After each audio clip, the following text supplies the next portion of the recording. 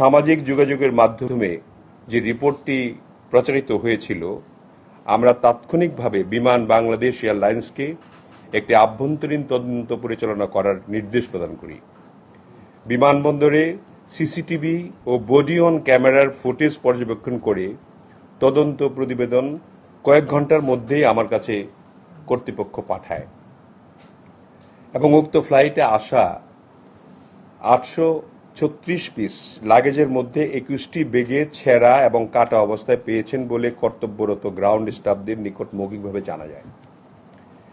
নিয়ম অনুযায়ী কোনো হাজি বা যাত্রী মূল চেক ইন লাগেজের ভেতরে কোনো অবস্থাতেই জমজমের পানি বা যথাযথ সিলগালা না করে লিকুইড প্রসাধনী সামগ্রী গ্রহণ করতে পারবেন না। এটা একটা নিয়ম।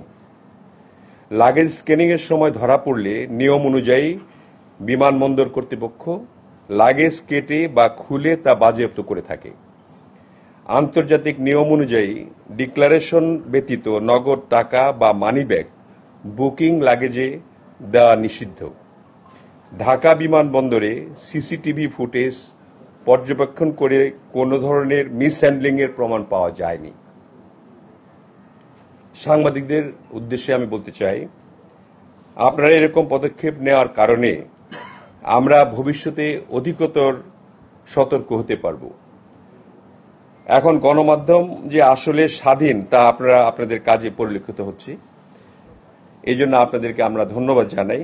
তবে সমালোচনা গঠনমূলক হওয়া দরকার। বর্তমানে সরকার সকল স্তরের সার্ভিস উন্নয়নের জন্য প্রতিশ্রুতিবদ্ধ, আপনারা জানেন। আমরাও কাজ করে যাচ্ছি সেইভাবেই, আপনাদেরকে সাথে নিয়ে কাজ করছি।